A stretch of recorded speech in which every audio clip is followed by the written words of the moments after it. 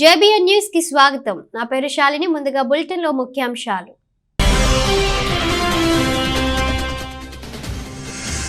అన్ని జీవుల జన్యు గుట్టు తేల్చే ప్రాజెక్ట్. 18 లక్షల ప్రజాతుల జీనోమ్ సీక్వెన్సింగ్ చేసే ఈబీపీ.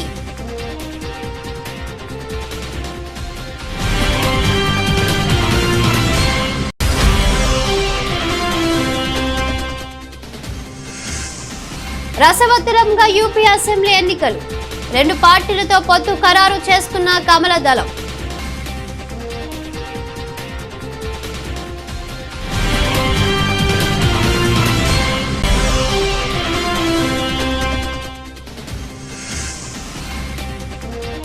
ఒక్కరోజే 3 లక్షలకు దాటిన కరోనా కేసులు. అప్రమత్తమవుతున్న రాష్ట్ర ప్రభుత్వాలు.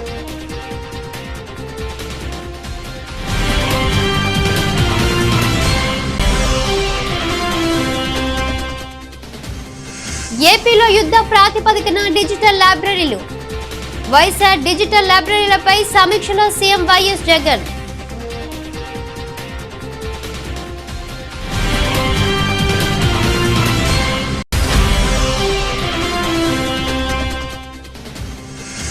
శాసన మండలి సభ్యులుగా ఎన్నికైన కవిత, దామోదర్ రెడ్డి ప్రమాణ స్వీకారం.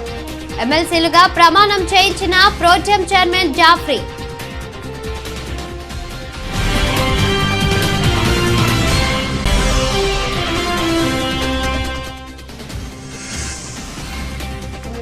తొలి వన్డేలో టీమిండియా ఓటమి. నిరాశపరిచిన రాహుల్ కెప్టెన్సీ.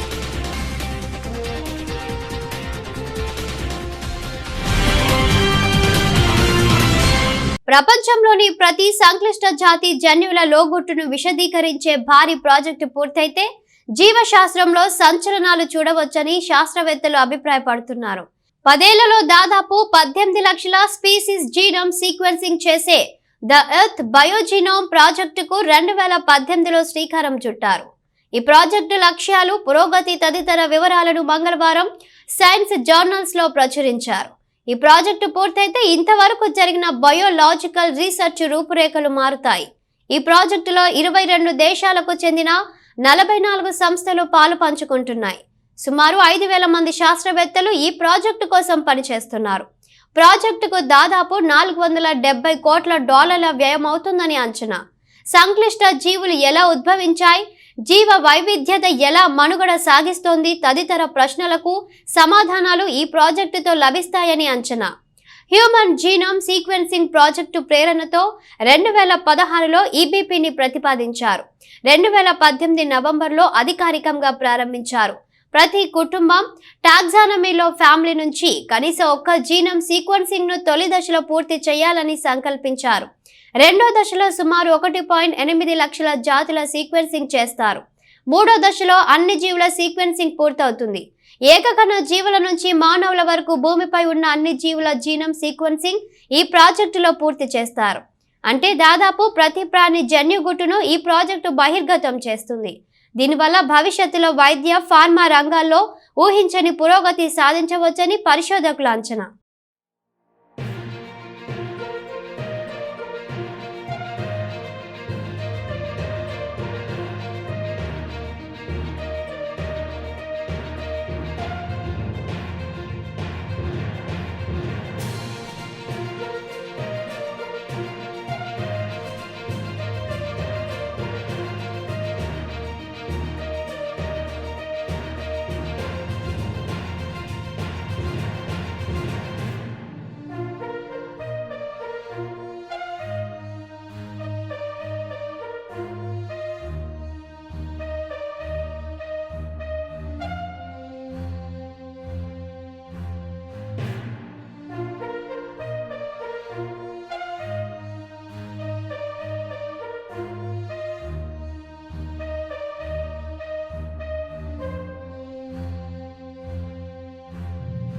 ఉత్తరప్రదేశ్ అసెంబ్లీ ఎన్నికల్లో భారతీయ జనతా పార్టీ 2 పార్టీలతో పొత్తు ఖరారు చేసుకుంది.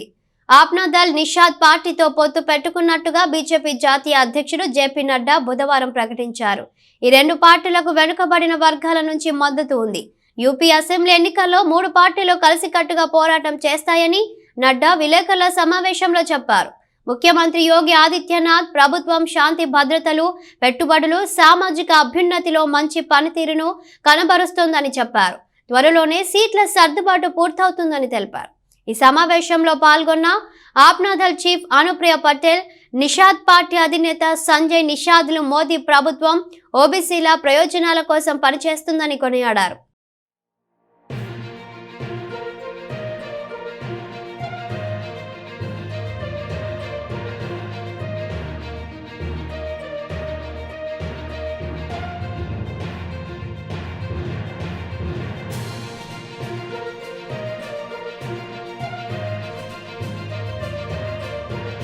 భారత్లో కరోనా వైరస్ వేగంగా విజృంభిస్తుంది. కేసుల సంఖ్య రోజు రోజుకు అమాంతం పెరుగుతుంది. జ్వరం, జలుబు, దగ్గు లక్షణాలతో లక్షలాది మంది బాధపడుతున్నారు. దేశంలో తాజాగా కొత్త కేసుల సంఖ్య 3 లక్షల మార్కును దాటేశాయి. గడిచిన 24 గంటల్లో 19,35,180 కరోనా పరీక్షలు నిర్వహించగా రికార్డు స్థాయిలో 3,17,532 పాజిటివ్ కేసులు వెలుగు చూశాయి. బుధవారం రోజు 491 మంది మృత్యువాత పడ్డారు.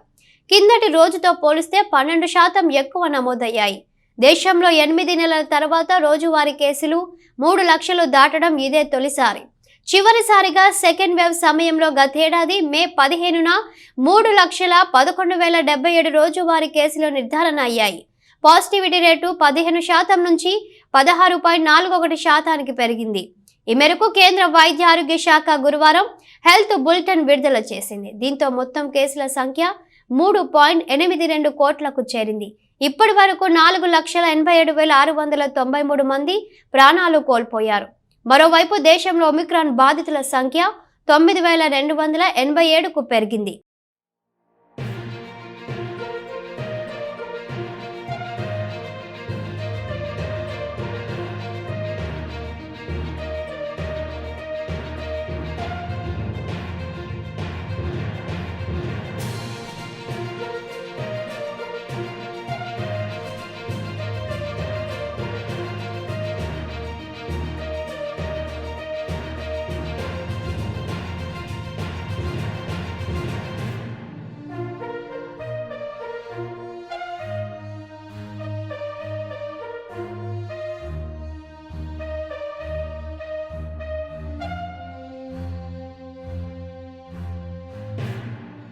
యుద్ధ ప్రాతిపదికన వైఎస్ఆర్ డిజిటల్ లైబ్రరీల నిర్మాణాలను పూర్తి చేయాలని ముఖ్యమంత్రి వైఎస్ జగన్మోహన్ రెడ్డి అధికారులను ఆదేశించారు. ఈ ఏడాది జూన్ నాటికి తొలి దశ డిజిటల్ లైబ్రరీల పనులు పూర్తయ్యేలా చూడాలని స్పష్టం చేశారు. వైఎస్ఆర్ డిజిటల్ లైబ్రరీల నిర్మాణ పనుల పురోగతిపై బుధవారం ఆయన తన క్యాంపు కార్యాలయంలో ఉన్నత స్థాయి సమీక్ష నిర్వహించారు. ప్రతి డిజిటల్ లైబ్రరీలో డెస్క్ టాప్ యూపీఎస్ ఇంటర్నెట్ కనెక్షన్తో పాటు desk top table, system, chairs, ఫ్యాన్లు, ట్యూబ్ లైట్లు, ఐరన్ ర్యాక్స్ ఏర్పాట్లు చేయాలని సూచించారు. డిజిటల్ లైబ్రరీల పనులు వేగవంతంగా జరుగుతున్నాయని అధికారులు వివరించారు.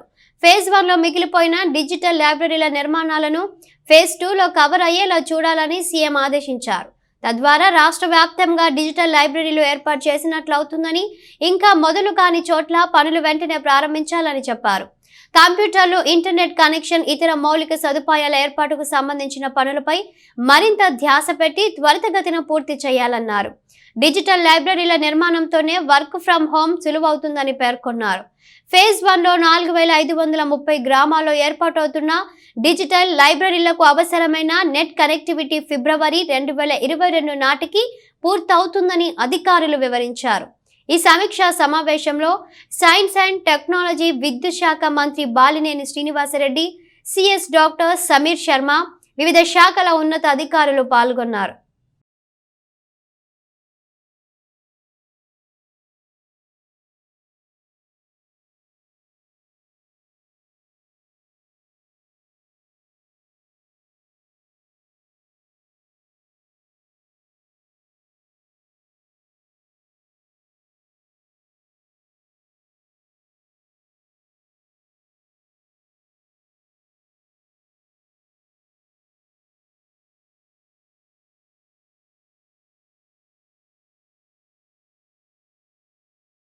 స్థానిక సంస్థల కోటాలో శాసన మండలి సభ్యులుగా ఎన్నికైన కల్వకుంట్ల కవిత, కూచుకుల దామోదర్ రెడ్డి బుధవారం ఎమ్మెల్సీలుగా ప్రమాణ స్వీకారం చేశారు.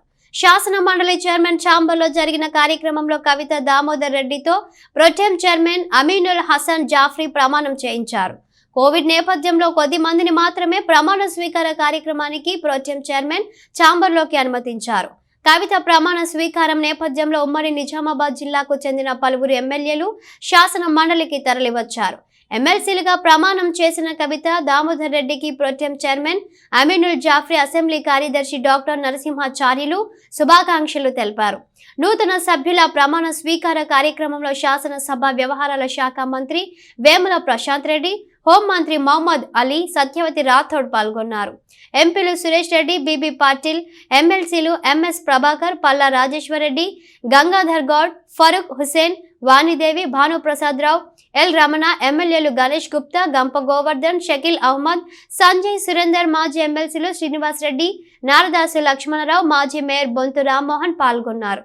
కాగా స్థానిక సంస్థల కోట ఎమ్మెల్సీగా తనకు అవకాశం కల్పించిన టీఆర్ఎస్ అధినేత సీఎం కేసీఆర్ కు కవిత ధన్యవాదాలు తెలిపారు. తనను మండలికి ఏకగ్రీవంగా ఎన్నుకున్న నిజామాబాద్ స్థానిక సంస్థల ప్రతినిధులకు ఆమె కృతజ్ఞతలు తెలిపారు. కోవిడ్ బారిన పడిన assembly speaker Pocharam Srinivas Reddy, MLA Jeevan Reddy, MLC Rajeshwar త్వరగా కోలుకోవాలని ప్రార్థిస్తున్నట్లు కవిత వెల్లడించారు.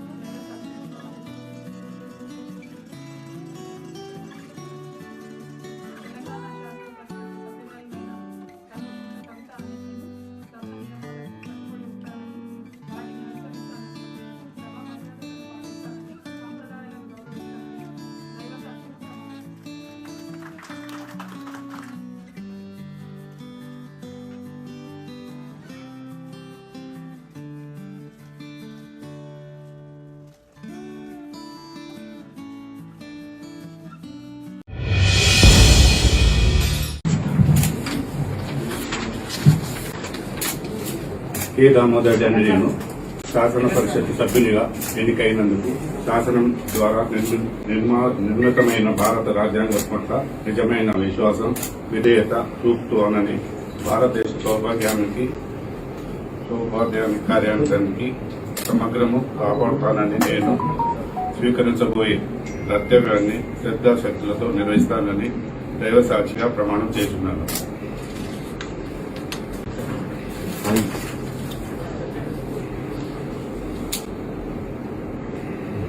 తెలంగాణ శాసన పరిషత్ సభ్యుడి అయిన కె దామోదర్ రెడ్డి నేను సభ నియమాలకు కట్టుబడి ఉంటానని, వాటిని అనుసరిస్తానని, సభ మర్యాదలను పాటిస్తానని, సాంప్రదాయాలను గౌరవిస్తానని దైవ సాక్షిగా ప్రమాణం చేస్తున్నాను.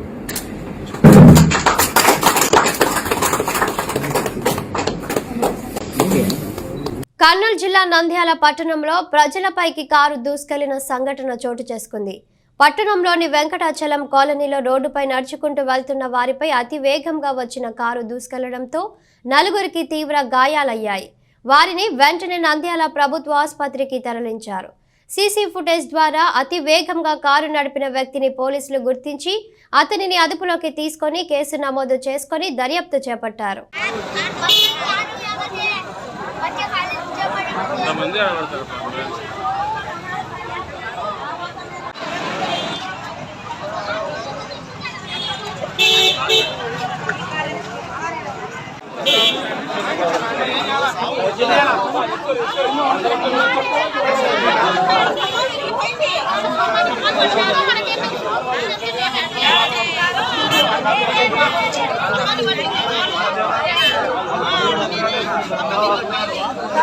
స్థానిక అల్ మదద్ ఫౌండేషన్ మరియు మదర్ యూత్ అసోసియేషన్ ఆధ్వర్యంలో ఉచిత థైరాయిడ్ వైద్య శిబిరాన్ని శ్రీ విష్ణు హాస్పిటల్స్ నంద్యాల వారి సౌజన్యంతో ఏర్పాటు చేస్తున్నామని all Madad foundation chairman ఆకుమల్లా Rahim తెలిపారు. ఈ సందర్భంగా హాస్పిటల్ యాజమాన్యం మరియు ఆల్ మదద్ ఫౌండేషన్ మరియు మదర్ యూత్ అసోసియేషన్ థైరాయిడ్ ఉచిత వైద్య శిబిరం నిర్వహించే గోడ పత్రికను ఈ సందర్భంగా డాక్టర్ తేజ విడుదల చేయడం జరిగింది. ఈ ఉచిత వైద్య శిబిరం ఈ నెల 22, 23, 24 తేదీలలో జరుగును. కావున ఈ అవకాశాన్ని నంద్యాల పరిసర ప్రజలందరూ సద్వినియోగం చేసుకోవాలని కోరారు. ఉచిత వైద్య శిబిరంలో థైరాయిడ్ కు సంబంధించిన పరీక్షలు అన్ని ఉచితంగా చేయబడతాయని వైద్యులు తెలిపారు. థైరాయిడ్ పరీక్షలకు వచ్చేవారు పరిగడుపున వచ్చి రక్త నమూనాలు ఇచ్చి మీ పేర్లను నమోదు చేసుకోవాలని తెలిపారు. ఈ కార్యక్రమంలో Al Madad foundation chairman Akumalla Rahim, mother youth association అధ్యక్షుడు డి మురళి, శ్రీ విష్ణు హాస్పిటల్ వైద్యులు doctor T Shankar Kumar, doctor Teja మరియు షాహిం షా మరియు మౌలాలి తదితరులు పాల్గొన్నారు. ఇలాంటి లక్షణాలు ఉన్న వాళ్ళు మనకి థైరాయిడ్ క్యాంప్లో వచ్చి థైరాయిడ్ పరీక్ష ఫ్రీగా చేసుకొని దాని గురించి ట్రీట్మెంట్ అండ్ డాక్టర్ ఫీజుతో పాటు మేమంతా ఫ్రీగా చూసి మందులు రాసి ఇవ్వగలుగుతాము. ఈ అవకాశాన్ని మన నంద్యాల ప్రజలు, మన నంద్యాల చుట్టూ ఉన్న ప్రాంత ప్రజలు అందరూ ఈ అవకాశాన్ని సద్వినియోగం చేసుకోవాలని కోరుకుంటున్నాను. తరపున all Madad foundation and mother youth association వారి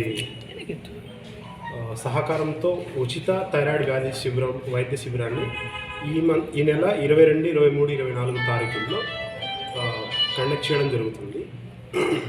దీంట్లో 500 రూపాయలు విలువ గల థైరాయిడ్ పరీక్ష అండ్ వైద్యుడి కన్సల్టేషన్ ఫీజు ఉచితంగా చేయబడుతుంది. థైరాయిడ్ వ్యాధి లక్షణాలు ఎలా ఉంటాయంటే గొంతు దగ్గర వాపు రావడము, జుట్టు రాలిపోవడము, గుండె వేగంగా కొట్టుకోవడము, తర్వాత అలసట రావడము, విపరీతంగా బరువు పెరగడం లేదా విపరీతంగా బరువు తగ్గిపోవడం, ఇలాంటి లక్షణాలు ఉంటాయి. మీకు ఎవరికైనా ఇలాంటి డౌట్ ఉంది, థైరాయిడ్ ఇబ్బంది ఉంది అని అనుకున్న వాళ్ళు ఈ 3 రోజుల్లో మీరు ఉచితంగా థైరాయిడ్ పరీక్షలు చేయించవచ్చు. దానికి మీకు మామూలుగా ఈఎన్టీ సర్జన్స్ ఉంటాము, జనరల్ ఫిజిషియన్ ఉంటాడు. ఎవరికి తగ్గ ట్రీట్మెంట్ వాళ్ళని మేము ప్రొవైడ్ చేస్తాం. ఈ ఉచిత వైద్య శిబిరాన్ని ఉపయోగించుకోవాల్సిందిగా కోరుకుంటున్నాం. Thank you. మన నంద్యాల పట్టణంలో నూతనంగా ఏర్పాటు చేసినటువంటి విష్ణు హాస్పిటల్ సౌజన్యంతో మా అల్ మదద్ ఫౌండేషన్ మరియు మదర్ యూత్ అసోసియేషన్ సంయుక్త ఆధ్వర్యంలో ఉచిత థైరాయిడ్ పరీక్ష కేంద్రాన్ని ప్రారంభించబోతున్నాము. 22, 23, 24 అనగా శనివారం, ఆది మరియు సోమవారం 3 రోజులు. మరి ఈ ఉచిత థైరాయిడ్ పరీక్షలకు సంబంధించిన అన్ని టెస్టులు కూడా ఫ్రీగా ఇక్కడ చేయబడును. ఈ యొక్క అవకాశాన్ని మన నంద్యాల పట్టణ ప్రజలు మరియు నంద్యాల ప్రాంత ప్రజలందరూ కూడా ఈ ఉచిత థైరాయిడ్ పరీక్ష కేంద్రాన్ని సందర్శించి పరీక్షలను నిర్వహించుకొని మరి దానికి సంబంధించిన కన్సల్ట్ డాక్టర్లు కూడా ఇక్కడ ఉంటారు. ఒకవేళ ఎవరైనా థైరాయిడ్ సంబంధించిన వ్యాధి ఉందంటే దానికి సంబంధించిన ట్రీట్మెంట్ని కూడా వారు తక్కువ ఫీజుతోనే మీకు సేవలు అందించడానికి విష్ణు హాస్పిటల్కు డాక్టర్లు మీకు అందుబాటులో ఉంటారు. కావున మా యొక్క విజ్ఞప్తి ఏమంటే ఈ యొక్క మంచి అవకాశాన్ని ప్రజలందరూ కూడా సద్వినియోగం చేసుకోవాలి. ఉదయాన్నే పడిగడుపుననే మీరు మీ యొక్క బ్లడ్ శాంపుల్ ఇవ్వడం కోసము 7:30 నుంచి 8 మధ్య లోపలే విష్ణు హాస్పిటల్కి వచ్చి మీ యొక్క బ్లడ్ శాంపుల్స్ ఇవ్వాలి. ఆ తర్వాత 10:30 నుంచి ఈ క్యాంపు స్టార్ట్ అవుతుంది. ఆ లోపు మీ యొక్క రిపోర్ట్స్ కూడా వస్తాయి. కానీ ఈ యొక్క అవకాశాన్ని ప్రజలందరూ కూడా వినియోగించుకోవాల్సిందిగా కోరుతున్నాం. నంద్యాలలోని స్థానిక 12వ వార్డు బాలాజీ కాంప్లెక్స్ నందు కొంతమంది ప్రైవేట్ వ్యక్తులు తమ కార్లను ఇంటి వద్ద పెట్టుకోవాలనే ఉద్దేశంతో వాహనాలు తిరుగుతుంటే తమ వాహనాలను పెట్టుకునేందుకు ఇబ్బంది అవుతుందనే ఉద్దేశంతో పబ్లిక్ రోడ్డులో ప్రైవేట్ వ్యక్తులు రాత్రికి రాత్రే రోడ్డు మధ్యలో గేటును ఏర్పాటు చేసి దారిని బ్లాక్ చేశారు. విషయం తెలుసుకున్న 12వ వార్డు కౌన్సిలర్ శ్యామ్ సుందర్ లాల్ వెంటనే మున్సిపల్ కమిషనర్ వెంకటకృష్ణకు విషయాన్ని తెలియజేశారు. అక్కడికి చేరుకున్న మున్సిపల్ కమిషనర్ రోడ్డు మధ్యలో ఏర్పాటు చేసిన గేటును వెంటనే తొలగించారు. ఈ సందర్భంగా మున్సిపల్ కమిషనర్ వెంకటకృష్ణ మాట్లాడుతూ పబ్లిక్ స్థలాల్లో ఇలాంటి గేట్లు ఏర్పాటు చేసి ప్రజలకు ఇబ్బంది కలిగించిన, మున్సిపల్ స్థలాల్లో కట్టడాలు నిర్మించిన, రోడ్లను అక్రమాలను గురి చేసిన చట్టపరమైన చర్యలు తీసుకుంటామని హెచ్చరించారు. Public road, public approach road. ఈ పబ్లిక్ అప్రోచ్ రోడ్డును ఎవరైనా నిర్బంధించేటువంటి అధికారము ఏ పౌరునికి లేదు. ఈ పబ్లిక్ రోడ్డును నిన్నటి దినము గత దాదాపు ఒక కొన్ని సంవత్సరాల నుంచి ఈ రోడ్డులో ప్రజలు నిరాకటంగా రాకపోకలు సాగిస్తున్నారు. ఏ రోజు అబ్జెక్షన్ లేనిది ఈ రోజు ఒక ప్రైవేటు వ్యక్తి ఉన్నతనంగా తనకు ఎలాంటి హక్కు లేనటువంటి ఒక రోడ్డు పైన ఈ విధంగా నిర్బంధంగా గేటు పెట్టడం ఎంతవరకు సబబు అని చెప్పేసి ప్రజలందరి తరఫున నేను అడుగుతున్నాను. అసలు ఇక్కడ గేటు పెట్టాల్సిన అవసరం ఎవరికి ఉంది? ఈ రోడ్డు ఇది పబ్లిక్ రోడ్డు. ఈ పబ్లిక్ రోడ్డు గత 25 సంవత్సరాల నుంచి ప్రజలందరూ ఓకే సార్. అంటే మనకి ఇక్కడ 12వ వార్డులో స్కూల్ ఇది కేశవరెడ్డి స్కూల్ ఓల్డ్ క్యాంపస్ పక్కన ఉన్నటువంటి రోడ్డు ఉంది. ఎప్పటి నుంచో కూడా అది పబ్లిక్ అందరికీ కూడా ఉపయోగపడే రోడ్డు. ఆల్ ఆఫ్ సడన్ కొంతమంది వ్యక్తులు వచ్చి మా కర్నూలు జిల్లా ఎమ్మెగనూరు పట్టణ గ్రామాల ఆరాధ్య దైవం నీలకంఠేశ్వర స్వామి పార్వతీదేవితో కళ్యాణం మరుసటి రోజున మహారథోత్సవంపై స్వామివారు సతీ సమేతంగా ఊరేగారు. సాయంత్రం ఆది దంపతుల వైభవాన్ని చూసేందుకు భారీగా భక్తులు కదిలి వచ్చారు. స్వామివారికి ఉదయం నుంచే ప్రత్యేక పూజలు నిర్వహించుకున్నారు. సాయంత్రం ఆలయ ధర్మకర్త నీలకంఠప్ప నాగరాజు ఈవో ఆధ్వర్యంలో ఉత్సవ మూర్తులను పల్లకిలో రథం వద్దకు ఊరేగింపుగా వచ్చారు. మేళ తాళాలతో గడిగె చెన్నప్ప కుటుంబీకులు కుంభం తీసుకొచ్చారు. రథం ముందు వేద పండితులు హోమం నిర్వహించి ప్రత్యేక పూజలు చేశారు. హరహర మహాదేవ శంభో శంకర అంటూ భక్తులు నలుదిక్కులు పిక్కటిల్లలా నినదించారు. రథోత్సవంలో ఎలాంటి ఇబ్బందులు తలెత్తకుండా ముందుగానే చర్యలు చేపట్టారు. ధర్మకర్త కుటుంబ సభ్యులు, దేవాదాయ ధర్మాదాయ శాఖ అధికారులు మరి అందరూ కూడా చక్కగా వస్తున్నారు. అదిగో చూడండి స్వామివారి మహాపల్లకి. ఆ పల్లకి మరి ఆ సమస్త దేవతలకన్నీ కూడా ఆ నివేదన పంపిస్తారు. ఆ తర్వాత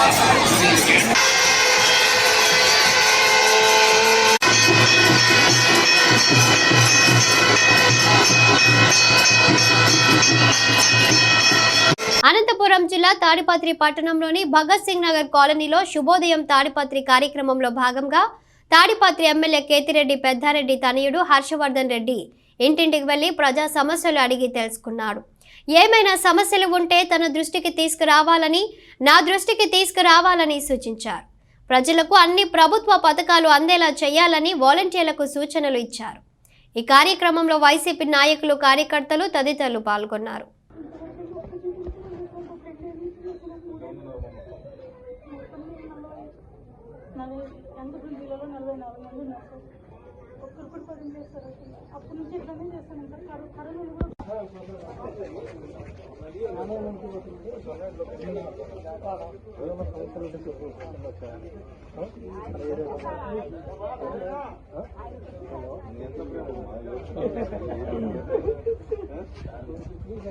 అనంతపురం జిల్లా యల్లనూరు మండలంలోని మోడల్ స్కూల్లో అన్యమత ప్రచారంపై విచారణ ప్రారంభించిన సెక్టోరియల్ అధికారి దివాకర్ రెడ్డి మరియు అసిస్టెంట్ సెక్టోరియల్ అధికారి రామచంద్రుడు యల్లనూరు మండలంలోని మోడల్ స్కూల్ నందు గత 3వ తారీఖున యేసుప్రభు అయిన ఫాస్టర్ మోడల్ స్కూల్లోకి వెళ్లి విద్యార్థులకు చాక్లెట్ పంచుతూ కేక్ కట్ చేసి 10th క్లాస్ విద్యార్థులకు మీరు యేసుప్రభును నమ్ముకుంటే 10th పాస్ అవుతారని, భవిష్యత్తులో ముందు అత్యంత స్థాయికి ఎదుగుతారని విద్యార్థులకు చెప్పారు. అంతేకాకుండా వారికి ఈ తైలం రాసుకుంటే మరింత స్థాయికి ఎదుగుతారని విద్యార్థులకు పాస్టర్ చెప్పడం జరిగింది. మోడల్ స్కూల్లోనికి బాలికల తల్లిదండ్రులకే పర్మిషన్ లేదు కనుక యేసుక్రీస్తైన పాస్టర్ని ఎలా లోపలికి అనుమతించారని ప్రశ్నగా మారింది. విశ్వ హిందూ పరిషత్ సంస్థ వారు పై అధికారులకు వీటిపై ఫిర్యాదు చేయగా పై అధికారులు వాటి విచారణ కోసం అనంతపురం నుంచి సెక్టోరియల్ అధికారి దివాకర్ రెడ్డి, అసిస్టెంట్ సెక్యూరిటీ అధికారి రామచంద్రుడు వచ్చారు. మోడల్ స్కూల్ నందు అనంతపురం నుంచి వచ్చిన అధికారులు ఇన్ఛార్జ్ అయిన ఎస్ఓ మేడం మరియు ఇతర టీచర్లను, విద్యార్థులను విచారణ 4 గంటల సమయం పాటు విచారణ చేపట్టారు. అనంతరం అసిస్టెంట్ సెక్టోరల్ అధికారి రామచంద్రుడు మీడియాతో మాట్లాడుతూ వీటిపై విచారణ చేపట్టాం, తదుపరి నిర్ణయంపై అధికారులకు తెలియజేస్తామన్నారు. పై అధికారులు విచారణ అనంతరం వారి నిర్ణయం ప్రకారం మోడల్ స్కూల్లో ఉన్నటువంటి టీచర్లపై మరియు ఎస్ఓపై తదుపరి నిర్ణయం చేపడతామన్నారు.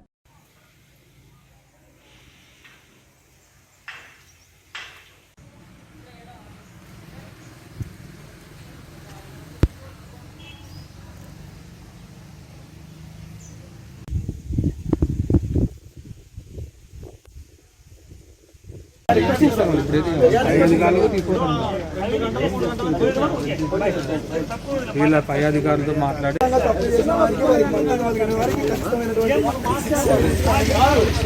ఈరోజు నిన్నటి రోజు 14వ తేదీ వచ్చినటువంటి మత ప్రచారం. దక్షిణాఫ్రికా చేతిలో వరుసగా 2 టెస్టుల్లో ఓడిన భారత్ కు వన్డే సిరీస్లోనూ ఊరట లభించలేదు. దానికి కొనసాగింపుగానా అన్నట్లు తొలి మ్యాచ్లో ఓటంతో సిరీస్ను మొదలుపెట్టింది. పెద్దగా ప్రభావం చూపని బౌలింగ్తో సఫారీకి భారీ స్కోర్ చేసే అవకాశం ఇచ్చిన టీమిండియా ఆ తర్వాత బ్యాటర్ల వైఫల్యంతో సునాయాసంగా పరాజయాన్ని ఆహ్వానించింది. భారత్తో బుధవారం జరిగిన తొలి వన్డేలో దక్షిణాఫ్రికా 31 పరుగుల తేడాతో విజయం సాధించింది. టాస్ గెలిచి బ్యాటింగ్ కు దిగిన దక్షిణాఫ్రికా 50 ఓవర్లలో 4 వికెట్ల నష్టానికి 296 పరుగులు చేసింది. వాండర్ డసెన్, కెప్టెన్ తెంబా బౌమా సెంచరీలతో కదం తొక్కారు.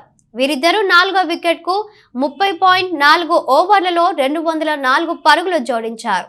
అనంతరం భారత్ 50 ఓవర్లలో 8 వికెట్లకు 265 పరుగులు సాధించి ఓడిపోయింది.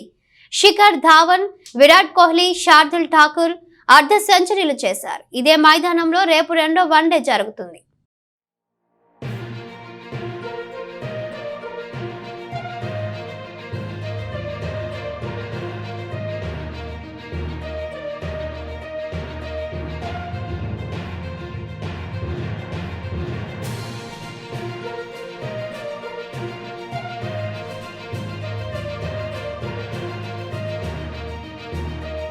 జాతీయ అంతర్జాతీయ ప్రతికూలతలతో స్టాక్ సూచీలు రెండో రోజు నష్టాలను చవిచూశాయి. ఆర్థిక, consumer, IT, private banks, pharma షేర్లలో అమ్మకాలు వెల్లువెత్తడంతో సెన్సెక్స్ బుధవారం 656 పాయింట్ల నష్టంతో 60,099 వద్ద స్థిరపడింది. నిఫ్టీ 175 పాయింట్ల పతనమైన 18,000 స్థాయి దిగువన 17,938 వద్ద ముగిసింది. మెటల్, ఇంధన, ఆటో, మీడియా షేర్లు రాణించాయి. సెన్సెక్స్ సూచీలోని 30 షేర్లకు గాను 28 షేర్లు నష్టపోయాయి. ట్రేడింగ్ ప్రారంభం నుంచి అమ్మకాల ఒత్తిడికి లోనైన సెన్సెక్స్ ఒక దశలో 806 పాయింట్లు క్షీణించి 59,949 వద్ద, నిఫ్టీ 228 పాయింట్ల మేర నష్టపోయి 17,885 వద్ద ఇంట్రాడే కనిష్టాలను తాకాయి. డాలర్ మారకంలో రూపాయి విలువ 14 పైసలు బలపడి 74.44 వద్ద స్థిరపడింది. విదేశీ ఇన్వెస్టర్లు 2,705 కోట్ల షేర్లను, దేశీయ ఇన్వెస్టర్లు 195 కోట్ల షేర్లను అమ్మేశారు.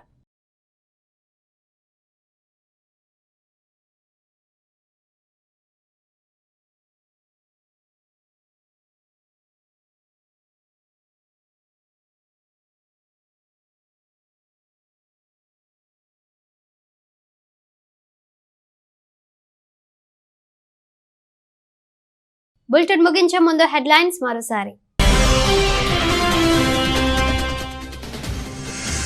అన్ని జీవుల జన్యు గుట్టు తేల్చే ప్రాజెక్ట్. 18 లక్షల ప్రజాతుల జీనోమ్ సీక్వెన్సింగ్ చేసే ఈబీపీ.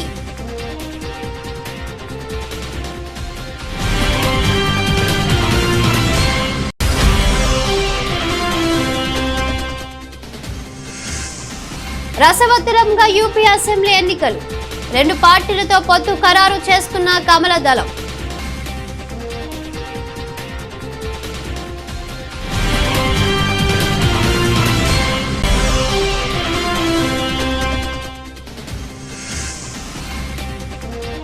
ఒక్కరోజే 3 లక్షలకు దాటిన కరోనా కేసులు. అప్రమత్తమవుతున్న రాష్ట్ర ప్రభుత్వాలు.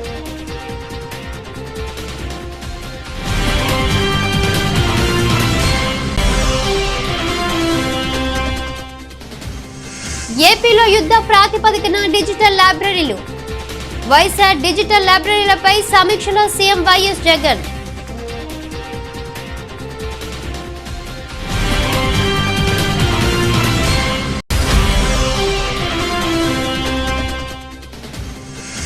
శాసన మండలి సభ్యులుగా ఎన్నికైన కవిత, దామోదర్ రెడ్డి ప్రమాణ స్వీకారం. ఎమ్మెల్సీలుగా ప్రమాణం చేయించిన ప్రోటెం చైర్మన్ జాఫ్రీ.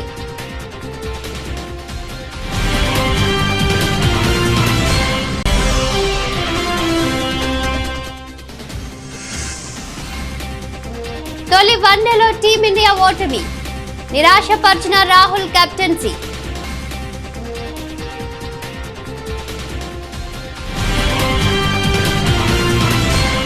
ఇవి బులెటిన్ అప్డేట్స్. మరో బులెటిన్ లో మళ్ళీ కలుసుకుందాం. అంతవరకు సెలవు. నమస్తే.